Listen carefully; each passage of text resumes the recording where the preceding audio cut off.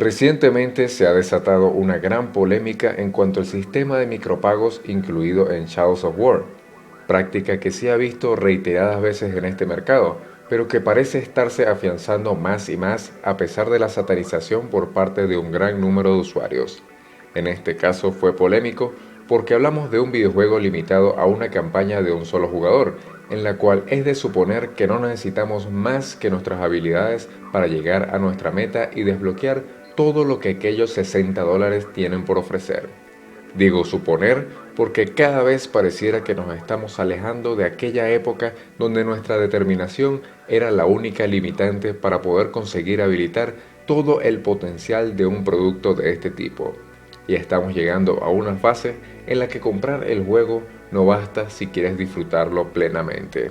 Evidentemente, el cobro de contenido extra por parte de las compañías no es algo que nació recientemente. Desde la época más gloriosa de los juegos de estrategia en computadora, ya existían las expansiones, las cuales incluían campañas extras y mucho contenido nuevo que no afectaba en lo más mínimo la experiencia original.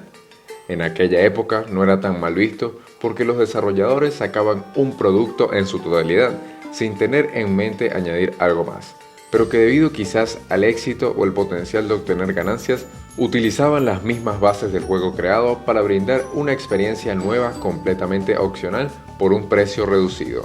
Esto poco a poco evolucionó hasta convertirse en los contenidos descargables, expansiones de acceso y pago inmediato que nacieron de las bondades del internet y las nuevas plataformas de compra, porque cabe destacar que en teoría no hay ninguna diferencia sustancial entre un DLC y una expansión. El cambio es sencillamente de formato. Antes era físico y ahora es digital.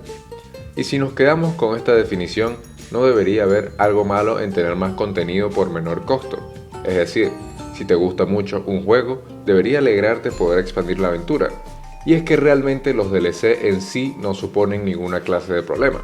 Sin embargo, los usuarios poco a poco han estigmatizado el concepto debido a que algunas compañías implementan estas herramientas de formas muy descaradas y arruinan la experiencia inicial de juego para poder excusar la venta de los contenidos descargables. Y para hallar el ejemplo perfecto de esta mala práctica no hay que irnos muy lejos. De hecho, si comparamos la calidad de lanzamiento de Street Fighter 4 con lo que resultó siendo la quinta entrega, daremos con un resultado si no aterrador, al menos muy entristecedor. El primero fue de salida un producto redondo que incluía tantos modos de juegos y personajes que parecía no necesitar más. Y en contraste, decir que la salida de la tan esperada secuela fue escueta es quedarse corto. Pero fue un lanzamiento incompleto porque el estudio es incompetente o porque tienen exceso de astucia y sabían el potencial de recortar el producto para vender el resto por parte. Y es que ahí precisamente está el problema. Los contenidos descargables no son malos, pero perjudicar a un producto para poder venderlos, sí. No obstante, hablar de expansiones no es lo mismo que hablar de micropagos. Diría yo que los micropagos son la evolución de los contenidos descargables, ya que, al fin y al cabo, son contenidos descargables con la diferencia de que no tienen el propósito de expandir, sino de acelerar. Y en muchos casos se justifican, ya sea porque el videojuego es completamente gratuito o muy barato. Pero en el peor de los casos obligan al jugador a adquirir estos contenidos debido a que entran dentro de un sistema en el cual, si no compras aquellos beneficios, tardarás cientos de horas en avanzar significativamente. Este sistema, llamado Pay to Win, se ha afianzado en la gran mayoría de los videojuegos gratuitos multijugador, debido principalmente a que los desarrolladores deben obtener ganancias. Y para ellos, la mejor forma de asegurar ese dinero es creando una mecánica adictiva que te dé la tentación de realizar esos micropagos, que en muchos casos son tan micros que cuestan hasta $100.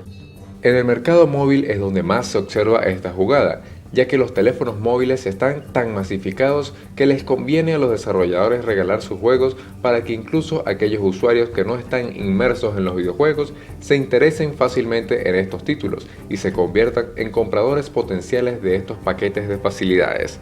Vender un título en una store de teléfonos móviles es un riesgo tremendo, ya que este mercado no está apropiadamente establecido y no se le considera todavía una opción tan viable para este tipo de productos, a pesar de lo masificado que está.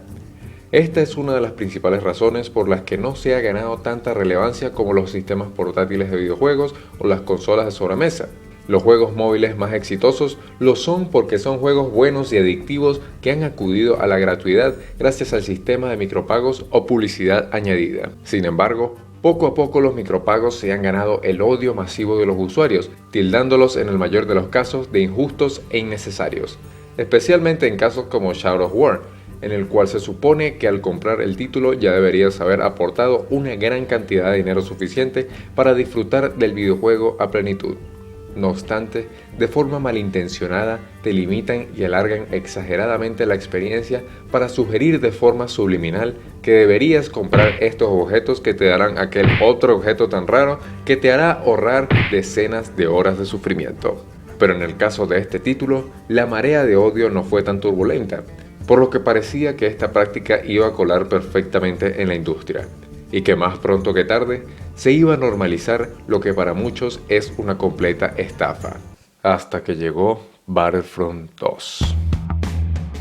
Electronic Arts parecía haberse reivindicado con las promesas de un Battlefront en el cual iba a haber mucho contenido descargable gratuito, una campaña de un jugador y además las anheladas batallas espaciales que no aparecieron en el primer juego.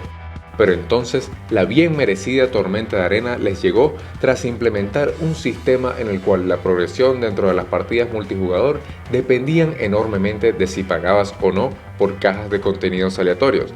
Esto quiere decir que aquel que pagara obtenía superioridad ante el que no. Y por si esto fuera poco, el poner dinero no significaba que ibas a obtener lo que querías, ya que precisamente de eso se encarga la aleatoriedad de las cajas. Es un sistema de apuestas puro y duro en el cual no sabemos cuál es el algoritmo utilizado, por lo que pueden fácilmente estafar a los usuarios e impulsarlos a gastar más y más, incitando con ello a posibles adictos a caer en un bucle sin fin.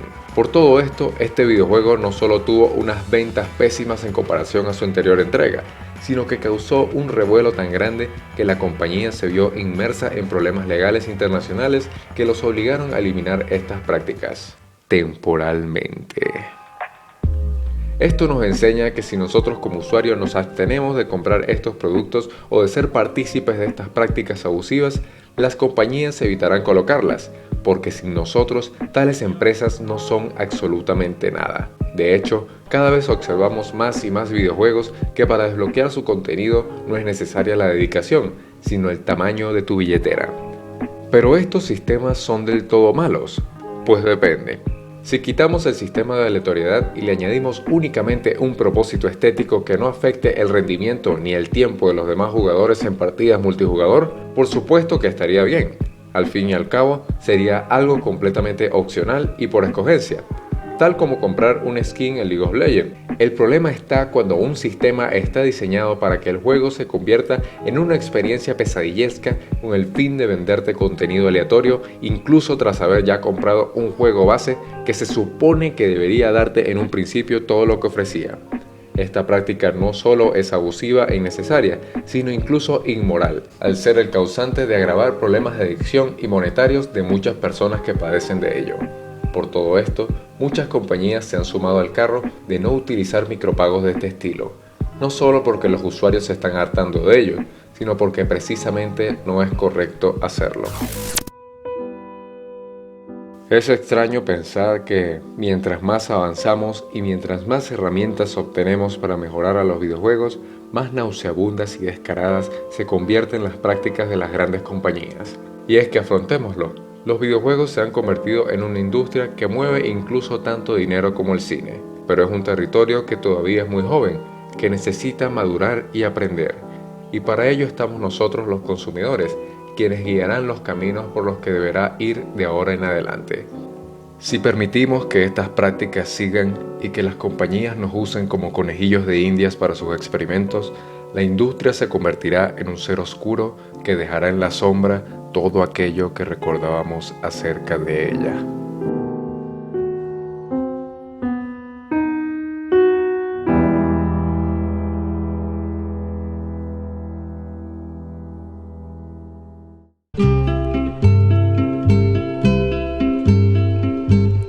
Ho sbagliato tante volte ormai che lo so già,